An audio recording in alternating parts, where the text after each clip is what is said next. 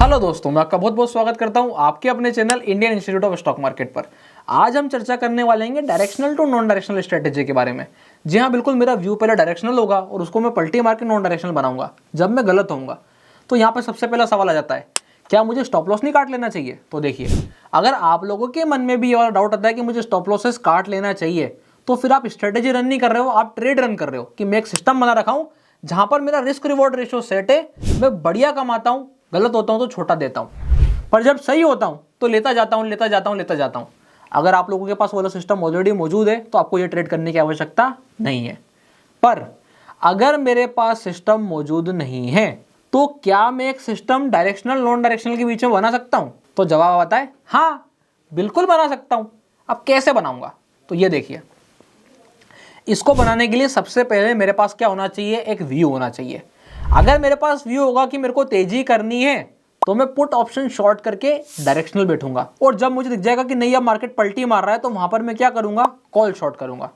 दूसरा सिनेरियो, अगर मुझे दिख रहा है कि यहां से मार्केट भाग रही है तो पहले मैं क्या करूंगा? एक कॉल बाय करूंगा, और जब मुझे दिख जाएगा कि मार्केट काफी भाग चुकी है पर मुझे उस कॉल ऑप्शन में प्रॉफिट बुक नहीं करना है, मुझे ट्रेड को लंबा होल्ड करना है, यहां से और भी प्रॉफिट की संभावना है, तो वहां पर मैं क्या करूंगा? एक पास की कॉल ऑप्शन शॉर्ट कर दूंगा कुछ समय के लिए। तो ऐसे में हमेशा डायरेक्शनल से नॉन डायरेक्शनल, नॉन डायरेक्शनल से डायरेक्शनल शिफ्ट होता रहूंगा। कैसे होते हैं, कैसे करा जाता है, इसको समझने के लिए आपको मेरी स्क्रीन पे आना पड़ेगा। स्क्रीन पे चल के आपको देखना पड़ेगा कि यहाँ पर किस हिसाब से जो है मैं स्टॉक का एनालिसिस कर रहा हूँ और कैसे उसको बुलिश से बियरिश और बियरिश से बुलिश बना रहा हूँ। तो चलिए शुरू करते हैं। अब देखिए, जैसा कि आपको दिखाई दे रहा होगा, यहाँ पर मैं स्क्रीन पे आ चुका हूँ। स्क्रीन पे आने के बाद आपको दिखाई देगा यहाँ पे BHEL की कंडीशन। BHEL में आपको क्या दिखाई देता है? तो सबसे पहले अगर आप इसका एनालिसिस करने जाओगे तो आपको कुछ एक चीज़ दिखाई देगी। क्या? ये जो है मेरे लिए एक अच्छा खासा सपोर्ट बना हुआ है, ये चीज़ सबसे पहले आपको जानना है। दूसरा, मार्केट का ओवरऑल व्यू क्या है? अभी हाल फिलहाल में मार्केट अपनी सप्लाई के आसपास पहुंचा है। जैसे अगर आप यहाँ पे निफ्टी को देखते हो तो निफ्टी आपको अपने सप्लाई के आसपास दिखाई देगी। सप्लाई कहाँ पर है? यहाँ पे मार्केट 25,000 के आसपास की सप्लाई लेकर के बैठा हुआ है। ये चीज़ का आपको विशेष ध्यान रखना है। ये रेंज तक आपको यहाँ पे सप्लाई मिलेगी, इस वाले जोन तक। तो ये पूरा जोन सप्लाई का जोन है। तो मार्केट ने जस्ट इसको एंटर करके टेस्ट किया है। ऐसे में कुछ स्टॉक्स होंगे जो इसको ब्रेकआउट के लिए देखेंगे और वहाँ पे तेजी होगी, और कुछ स्टॉक्स ऐसे होंगे जो साइडवेज हो जाएंगे, ना तेजी कर पाएंगे ना मद्दी। तो उसी में से एक स्टॉक मेरे नज़र में आता है, वो है BHEL। तो यहाँ पे क्या कंडीशन बनती है, सबसे पहले मैं आप लोगों को वो शेयर करता हूँ। आपने ये ध्यान रखना है कि ये जो जोन है ये इसका साइडवेज रहने वाला जोन है। अब अगर मंडे मार्केट मद्दी करता है तो BHEL शायद तक हम ये वाला लेवल तोड़ता नजर आएगा, पर इसके नीचे जाने की मुझे उम्मीद कम नजर आती है, और मार्केट यहाँ पे रिटेस्ट के लिए जाएगा। तो क्या सिनेरियो बनता है? मंडे के दिन अगर मार्केट ने मद्दी करी तो मेरा ट्रेड किससे इनिशिएट होना चाहिए? बोले कॉल से। एक एग्जांपल मैं आप लोगों के लिए सेट कर रहा हूँ। अभी कॉल से ट्रेड इनिशिएट होना चाहिए, तो कौन सी कॉल, कितने दूर की और कैसे? उसके लिए मैं आ जाता हूँ बिल्डर पे। बिल्डर पे आने के बाद यहाँ पे आप देखोगे BHEL, और BHEL जैसे ही मैंने लगाया, यहाँ पर क्या सिनेरियो बनता है अब ये देखते हैं। सीधा सीधा मुझे चेक करना है कितनी दूर का ऑप्शन। फटाफट से BHEL पे ऊपर में 260 मुझे मिल गया। कितना है? समझ में आया कॉन्सेप्ट? मेरा एनालिसिस किया, मैंने देखा, सप्लाई चेक करी, और उसके बाद सप्लाई के ऊपर मेरी कॉल शॉर्ट होनी चाहिए। तो 260 पकड़ा, 4.3 पकड़ा, उठा के मार दिया। अब यहां से पॉइंट आ जाता है, कॉल क्यों बेच रहा हूं और क्यों खरीद रहा हूं? बेच रहा हूं क्योंकि मुझे बेचना है, खरीद रहा हूं क्योंकि मुझे मार्जिन चाहिए। तो यहां पर मुझे मार्जिन चाहिए। तो देखिए, मार्जिन के लिए अब मैं क्या करूंगा? 280 का ऑप्शन पकड़ूंगा और इसे मैं बाय कर लूंगा। मैंने 20 पॉइंट का डिफरेंस रखा है, और नेट में मैंने जो प्रीमियम रिसीव किया है, कोशिश करिए कम से कम 3 रुपए से ऊपर का पैसा उठाऊं। तो यहाँ पे नेट में हमको पूरे महीने में 8,700 रुपए के आसपास कुछ बनने वाला है। सवाल ये आ जाएगा, 8,000 रुपए का प्रॉफिट कुछ कम नहीं लग रहा, जिसके एवज में मैं नुकसान कर रहा हूँ? नुकसान तो मेरा हो जाएगा यहाँ पे 43,000 रुपीज का। एक सेकेंड, इसलिए तो हमारी strategy directional to non directional है। अभी नॉन डायरेक्शनल कैसे? ये देखो, डायरेक्शनल कैसे थी कि मार्केट पहले नीचे जाएगी, अब नीचे जाके घूमेगी। क्या? वो कैसे पता चलेगा? जब नीचे जाएगी और वहां पे जाकर टर्न अराउंड दिखाएगी तो पता चलेगा कि घूम रही है। पर अगर नहीं घूमी और जो हम ऐसा अज्यूम कर रहे थे वो सीधा ऐसा निकला, तो क्या हमको बिना मेहनत करी 8,000 रुपए आएंगे? नहीं, मेहनत तो हमने करी है, एनालिसिस करा है, इतने समय की मेहनत है, उस समय के हिसाब से हमको पैसा मिल रहा है। डन है। तो यहाँ पे जो हमने एनालिसिस करने की मेहनत करी उसके हिसाब से हमें 8,000 रुपए बनेंगे, मात्र और मात्र 80-85 रुपए लगा के, that is equal to 10% return on invested capital. बोले डन है। पर क्या ये उसके लिए मैं इतना बड़ा नुकसान लूंगा 43,000 रुपए का, मतलब क्या 50% कैपिटल उड़ा दूं? नहीं। तो वहां पे क्या ध्यान रखना है, मेरा ये ऊपर का लेवल दिख रहा है 260, अगर यहां से ये 10 पॉइंट ऊपर की तरफ निकलता है तो बस उसने बस पलटाया और ये वाला हाई क्लियर हुआ, मेरे को 10 पॉइंट ऊपर भी नहीं चाहिए। मैं क्या बोल रहा हूं, यहां पे अगर 253 भी क्लियर हुआ तो मैं बिल्कुल रेडी बैठा हूं यहां से नीचे से क्या करने के लिए, पुट ऑप्शन शॉर्ट करने के लिए, बिल्कुल बिल्कुल एकदम रेडी।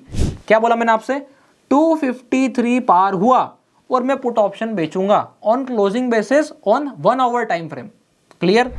तो यहां पे 253 पार होने पे मेरा नुकसान क्या होगा, पहले तो ये समझते हैं। मैं 254 पकड़ लेता हूं तो मेरा जो नुकसान होने वाला है वो 2,600 रुपए का नुकसान दिखने वाला है।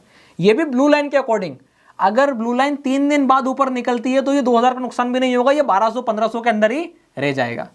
ये वाला पॉइंट भी बिल्कुल क्लियर है। तो इसके हिसाब से अब मुझे क्या ध्यान रखना है, यहां से नीचे से जो अब मैं पुट ऑप्शन बेचने वाला हूं वो थोड़ी एग्रेसिव बेचने वाला हूं, क्योंकि मैं इस अजम्पशन से बेचूंगा कि मार्केट अब इसको पार करेगा।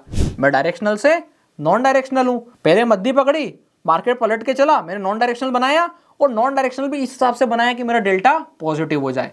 तो अगर मार्केट में तेजी कंफर्म आती दिखेगी तो हम जो पुट ऑप्शन बेचेंगे अब की बार वो 245 का बेचेंगे। अब मार्केट से हम सिर्फ 7-8 पॉइंट दूर होंगे, जो कि भैया हम 10 पॉइंट के बराबर दूर हैं।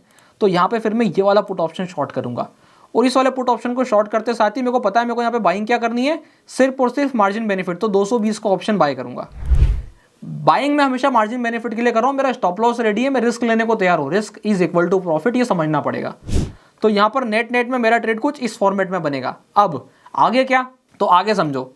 अब अगर मार्केट तेजी कंटिन्यूस दिखाता है और एक बार इसके ऊपर क्लोजिंग कर देता है, 253.80 के ऊपर क्लोजिंग कर देता है, तो मैं एकदम रेडी बैठा हूं ट्रेड को चेंज करने के लिए। अब मेरा कॉल ऑप्शन वाला जो ट्रेड है वो मार्जिन बेनिफिट के लिए नहीं है, बोले फिर अब उसको मुझे टाइट हेज करना है। टाइट हेज कैसे करूंगा, ये जो ऑप्शन मैंने खरीदा था ना ये वाला, इसका जो भी प्रॉफिट आ रहा होगा कोशिश करेंगे प्रॉफिट ही आए या कॉस्ट टू कॉस्ट निकले, क्योंकि मार्केट ऊपर बढ़ा है, बाय वाली कॉल है तो कॉस्ट टू कॉस्ट निकलेगी। तो हम अज्यूम करते हैं कि हमें कॉस्ट टू कॉस्ट निकल गई, तो इसको कॉस्ट टू कॉस्ट एग्जिट करने के बाद और अब हम क्या करने वाले हैं, यहाँ पे कॉल ऑप्शन खरीदने को आएंगे सीधा 265 या 255 की। तो मैं यहाँ पे बुल कॉल बनाऊंगा डिपेंडिंग अपॉन कितनी तेजी लगती है। जैसे मुझे लगता है ज़्यादा तेजी नहीं होगी, मैं सीधा आऊँगा 265 बाय कर दूंगा, बोले डन है। तो अब आप देखोगे यहाँ पर कि जैसे ही मैंने हेज को पास किया आएगा, क्या स्थिति बन के नजर आ रही है कि अब मेरा ट्रेड बिल्कुल ऐसा खड़ा हो गया कि ऊपर में रिस्क आएगा ही नहीं।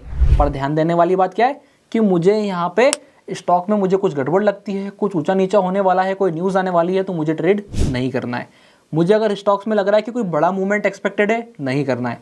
और एक और चीज़, अर्निंग के आसपास तो मुझे सब्र करना ही है।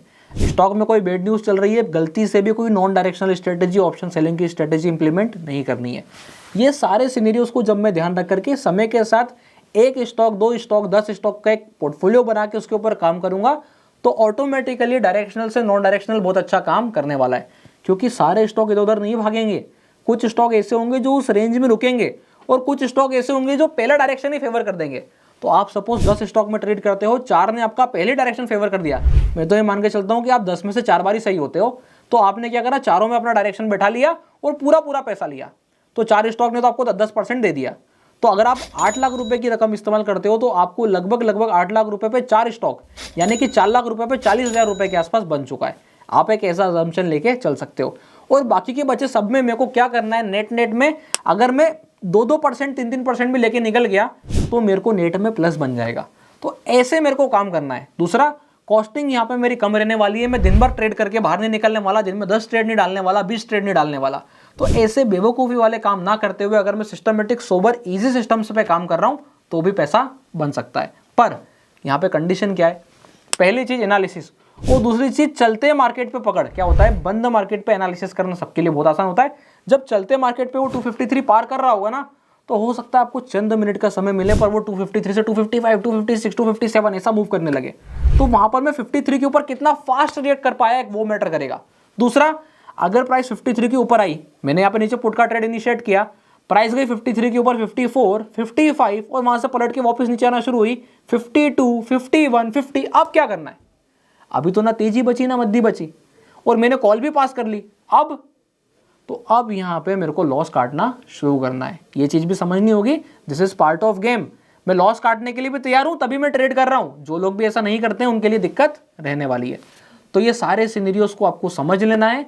अगर आप इन सारे सिनेरियोस को मास्टर कर लेंगे तो डेफिनेटली आप अपने लिए एक प्रॉफिटेबल स्ट्रेटेजी बहुत जल्दी बना लेंगे। आई होप आप लोगों को ये शानदार वाली स्ट्रेटेजी पसंद आई होगी। डायरेक्शनल से नॉन डायरेक्शनल, नॉन डायरेक्शनल से डायरेक्शनल जाने में मजा आया होगा। अगर अच्छा लगा है तो वीडियो को लाइक करें, चैनल को सब्सक्राइब करें। कुछ भी डाउट लगता है, कुछ भी दिक्कत लगती है तो आप वीडियो के नीचे कमेंट कर सकते हैं। I am ready to answer. इसके अलावा अगर आप लोगों ने अभी तक अपना डीमैट अकाउंट नहीं खुलवाया है तो डिस्क्रिप्शन के नीचे लिंक मिल जाएगा, आप जाके अपना डीमैट अकाउंट ओपन करा सकते हैं। तब तक के लिए बहुत बहुत धन्यवाद।